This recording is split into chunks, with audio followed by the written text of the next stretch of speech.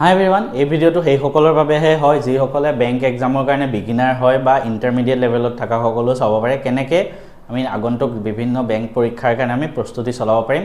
মই এনেকুৱাকৈ টাৰ্গেট কৰিছোঁ যাতে 5 ঘণ্টা দিনটোত দিলেই হ'ল। অৰ্থাৎ এই ভিডিঅ'টো কলেজ গৈ থকা ল'ৰা ছোৱালী সেইখিনি বা কোনোবা ৱৰ্কিং এক্সপিৰিয়েণ্ট আছে যদি তেওঁলোকেও ফ'ল' কৰিব পাৰিব, কাৰণ 5 ঘণ্টাহে দিছোঁ আৰু দিনটোত মেক্সিমাম মানুহ বিজিয়ে থাকে, যিসকল ফুল টাইম এক্সপিৰিয়েণ্ট তেওঁলোকে দিনৰ সময়খিনিও পাই যাব বাৰু, ঠিক আছে।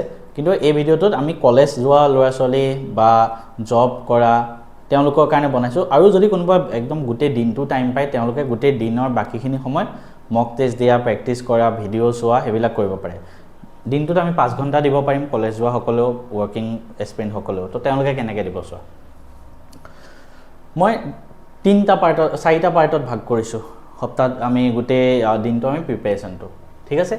প্ৰথম ৰাতিপুৱা, এই দুটাত আমি ৰাতিপুৱা কৰিম, ঠিক আছে। এই দুটা আমি কি কৰিম, ৰাতিপুৱা কৰিম। 30 মিনিট ৰাতিপুৱা, প্ৰথম 30 মিনিট কি হ'ব, 30 মিনিট আমি কাৰেণ্ট এফেয়াৰ্ছত দিম। প্ৰথম ৰাতিপুৱা 30 মিনিট আমি কাৰেণ্ট এফেয়াৰ্ছ পঢ়িম, ঠিক আছে। এতিয়া দুটা কথা আহি যাব ইয়াতে। কোনোবা ল'ৰা ছোৱালী এনেকুৱা হয় যোনে এইবছৰ বেংক এক্সাম নিদিয়ে, সি অহা বছৰ বা 2 বছৰ পিছত বেংক এক্সাম দিব। তেওঁলোকে ৰাতিপুৱা কাৰেণ্ট এফেয়াৰ্ছ পঢ়িব নালাগে। তেওঁলোকে কি পঢ়িব, তেওঁলোকে ষ্টেটিক বেংকিঙৰ বিভিন্ন নলেজবিলাক গোটাব। CIR, SLR, বিভিন্ন ৰেটবিলাক, RBI ফাংচনছবিলাক, হিষ্ট্ৰী অফ বেংক। তো বেংকৰ যিমানখিনি ষ্টেটিক নলেজ লাগে সেইখিনিতো আহিব, সেইখিনি তেওঁলোকে গোটাব। ছেকেণ্ড কথা, সেইখিনি তেওঁলোকে ক'ৰ পৰা পঢ়িব, তেওঁলোকে আমাৰ যিখিনি বেংকৰ বুক আছে, ই বুক আছে মাষ্টাৰ ছিৰিজৰ, মেথছ এণ্ড ফিজিক্সৰ এপত গৈ পাবা, তো তাৰ পৰা পঢ়িবা। ছেকেণ্ড কথা, কোনোবাই যদি প্ৰিণ্টেড আকাৰে ঘৰত লাগে তেনেহ'লে প্ৰিণ্টেড আকাৰেও পাবা, কমেণ্ট ডাউন কৰিবা, লিংকটো ডেছক্ৰিপশ্যনত থাকে, তাত গৈ চাই ল'বা। তো ষ্টেটিকখিনি পঢ়িবা। এতিয়া যোনসকলে এইবছৰ এক্সাম দিব এই বছৰটোত, তেওঁলোকে কাৰেণ্ট এফেয়াৰ্ছ পঢ়িব 30 মিনিট। তো কাৰেণ্ট এফেয়াৰ্ছ ক'ত পাবা, তোমালোকে ভিডিঅ' চাব পাৰা যিকোনো টিচাৰৰ। মই অভিজিত মিশ্ৰা ছাৰৰ চাইছিলোঁ। তাৰ উপৰি ভিডিঅ' চালে টাইম ৱেষ্টো হয় কেতিয়াবা, মই কিন্তু ভিডিঅ' চাইছিলোঁ বাৰু। তোমালোকৰ যদি টাইম আছে ভিডিঅ' চাবা, নহ'লে ডাইৰেক্ট নোটছ যদি লাগে, কাৰেণ্ট এফেয়াৰ্ছ আমাৰ PDF কোৰ্চ আছে য'ত PDF দিয়া হয় ডেইলি কাৰেণ্ট এফেয়াৰ্ছৰ PDF দিওঁ। 4-5টা পেজ হয়, আধা ঘণ্টাত ধুনীয়াকৈ কমপ্লিট হৈ যাব। সেইখিনি তোমালোকে পেজখিনি চাই নিজে নোটছ বনাবা, নিজে বনালে সোনকালে মনত থাকে। তাৰপিছত সেইখিনি কৰাৰ পিছত 10 মিনিটৰ এটা মক টেষ্ট থাকে, তাত 20টামান প্ৰশ্ন থাকে, সেই 20টা প্ৰশ্ন কৰি ল'বা। তো আধা ঘণ্টাত তোমালোকৰ হৈ যাব। সেই গোটেই MCQ প্লাছ নোটছ আমাৰ কাৰেণ্ট এফেয়াৰ্ছ কোৰ্চটোত থাকিব। তাৰপিছৰ 30 মিনিট কি কৰিম, তাৰপিছৰ 30 মিনিট আমি নিউজ পেপাৰ পঢ়িম, নিউজ পেপাৰ আৰ্টিকেল ৰিডিং কৰিম। কাৰণ এইটো আমাৰ ভোকেবো আমাৰ মানে ক্লিয়াৰ হৈ যাব, নতুন ৱৰ্ড মিনিং পাই যাম। মই কেনেকৈ পঢ়িব লাগে অলৰেডি এটা ভিডিঅ' দিয়া আছে, তো ইয়াত কেনেকৈ পঢ়িব লাগে ডিটেইলছত কৈ নাথাকোঁ আৰু, সেইটো চাই ল'বা, ঠিক আছে। ডেছক্ৰিপশ্যনত বেংকাৰ ছিৰিজ বুলি প্লে'লিষ্ট থাকিব, তাত চাই ল'বা। এতিয়া নিউজ পেপাৰ আৰ্টিকেল ক'ত পাবা, মই আছোঁ নহয়, মই ফ্ৰীতে নিউজ পেপাৰ ডেইলি 5টা নিউজ পেপাৰ আৰ্টিকেল দিওঁ যোনকেইটা বেংক ৰিলেটেড হয়। এই 5টা ক'ত দিওঁ, আমাৰ বেংক এক্সামৰ যোনটো গাইডেন্সৰ গ্ৰুপ আছে, হোৱাটছএপ গ্ৰুপ, তাত মই ডেইলি ৰাতিপুৱা দিওঁ। তোমালোকে কেনেকৈ পাবা, আমাৰ গ্ৰুপটোৰ লিংকটো ডেছক্ৰিপশ্যনত থাকিব, তাত জইন হৈ ল'বা। তাত ফ্ৰীতে মই 5টা আৰ্টিকেল দিওঁ। সেইকেইটা কি কৰিবা, নিজে পঢ়িবা, বুজিব চেষ্টা কৰিবা। যদি বুজি নোপোৱা, যোনকেইটা ৱৰ্ড মিনিং টান ৱৰ্ড, সেইকেইটা মিনিং গুগলত চাই সেই মিনিংকেইটা লিখি থ'বা এখন বহীত, তাৰপিছত বুজিবা। এইটোৱে ৰিডিং হেবিট তোমালোকক বঢ়াব। আৰু বেংক এক্সামত ৰিডিং পাৰ্টৰ পৰা বহুত প্ৰশ্ন আহে ইংলিছত, ৰিডিং কম্প্ৰিহেনশ্যন, ঠিক আছে। তো সেইটো কাৰণে এইখিনি কৰিবা। কোনোবা যদি বিগিনাৰ একেবাৰে হয়, 2-3 দিন তোমালোকে নিমিষা বানচাল মেম বা বিশাল পৰিহাৰ ছাৰ তেওঁলোকৰ পৰা তোমালোকে কেনেকৈ নিউজ পেপাৰ পঢ়িব লাগে একবাৰ কনচেপ্টটো ক্লিয়াৰ কৰি ল'বা, ঠিক আছে। নেক্সট, সন্ধিয়া আমি 2 ঘণ্টা ৰাখিছোঁ। এইটো 3 ঘণ্টাও ৰাখিব পাৰা, তোমালোকৰ ওপৰত কথা। 2টা ছাবজেক্ট আমি ডেইলি পঢ়িম। কি পঢ়িম চ' কেনেকৈ কৰিম, সোমবাৰে ধৰা আমি কোৱান্ট আৰু ইংলিছ থিয়ৰী পঢ়িম। থিয়ৰী যিকোনো ইউটিউবৰ ভিডিঅ' বা তোমালোকে য'ত কোৰ্চ লৈছা তাৰ পৰা থিয়ৰী পঢ়িবা সোমবাৰে কোৱান্ট আৰু ইংলিছ। ছেকেণ্ড দিনা আকৌ কোৱান্ট আৰু ইংলিছ ৰাখিছোঁ। কিয়, সোমবাৰে আমি যিখিনি থিয়ৰী পঢ়িলোঁ 2 ঘণ্টা, সেইখিনি আমি অলপ প্ৰেক্টিছো কৰিব লাগিব। তো মঙলবাৰে আমি সেইখিনি প্ৰেক্টিছ কৰিম। এতিয়া প্ৰেক্টিছ ক'ৰ পৰা কৰিম, প্ৰেক্টিছ আমাৰ বুক আছে, মাষ্টাৰ ছিৰিজৰ বেংকিঙৰ বুক আছে।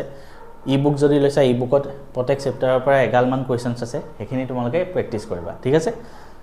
ছেকেণ্ড কথা, কাৰোবাক যদি প্ৰিণ্টেড বুক লাগে, ডেছক্ৰিপশ্যনতো লিংক থাকিবই, তাৰ পৰা তোমালোকে প্ৰিণ্টেড নোটছো পাবা। তাত গৈ পে' কৰিলে তোমালোকৰ ঘৰত গৈ পাব, ধুনীয়াকৈ ডেলিভাৰী ঘৰত গৈ পাব। তো সেইটো কৰিবা। তাৰপিছত বুধবাৰে আকৌ ৰিজনিং আৰু কোৱান্টৰ এটা নতুন টপিক আমি থিয়ৰী কৰিম, কেনেকৈ কৰিব লাগে এইবিলাক চাম।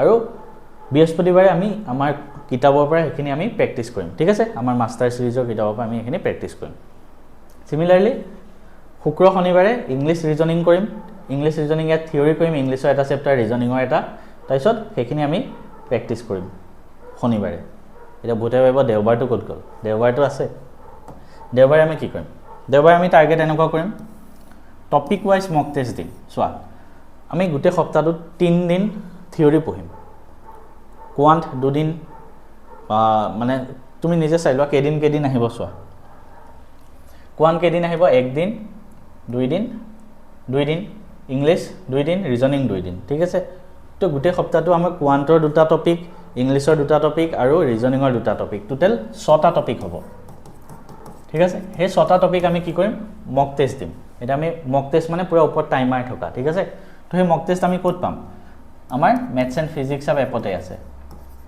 মেথছ এণ্ড ফিজিক্স আপ এপতে গোটেইখিনি পাবা বেংকিং কোৰ্ছত গ'লে তাতে মক টেষ্ট আছে মক বান্ডল বুলি আছে বেংক মক বান্ডল তাতে 2000 টকা দেখাই থাকিব কিন্তু মই হেদিনাও কৈছোঁ সেইখিনি মই কম প্ৰাইচত দিম 349 ৰুপিজত দি দিম ঠিক আছে তাত 2000 মিনিমাম ৰাখিবই লাগে মানে তো কিন্তু মই মোৰ ফালৰ পৰা অলপ লছ কৰি হলেও মই নিজৰ ফালৰ পৰা এড কৰি দিম তোমালোকক 349 ৰুপিজতে গোটেই মক বান্ডল 300 মান টেষ্ট আছে তাত ফুল লেংথ সেকশনাল চেপ্টাৰ ওয়াইজ সেই গোটেইখিনি পাবা ডেসক্ৰিপচনত লিংক এটা থাকিব মক টেষ্টৰ কাৰণে তাত গৈ 349 পে কৰিলে মই অটোমেটিক তোমালোকক তাত এড কৰি দিম ঠিক আছে তো তাৰ পৰা মক টেষ্ট প্ৰেক্টিছ কৰিবা তাৰপিছত টপিক ওয়াইজ প্ৰেক্টিছ কৰিবা এবাৰ আকৌ কি কৰিবা গোটেই টপিকখিনি এই 6টা যে টপিক পঢ়িলা সেইখিনি আকৌ প্ৰেক্টিছ কৰিবা নতুন প্ৰশ্ন প্ৰেক্টিছ কৰিবা এইখিনি কবা কৰিবা PYQ ৰ পৰা কৰিলা বা আমাৰ কিতাপখনৰ পৰা যিবিলাক প্ৰশ্ন ৰখি গ'ল সেইখিনি কৰিলা তো তেনেকৈ কৰিবা ঠিক আছে তাৰপিছত ৰিভিজন কৰিবা যোনখিনি থিয়ৰি তুমি গোটেই সপ্তাহটো পঢ়িলা ঠিক আছে কাৰেন্ট এফেয়াৰ্স পঢ়িলা ষ্টেটিক জিকে পঢ়িলা সেইখিনি ৰিভিজন কৰি থাকিবা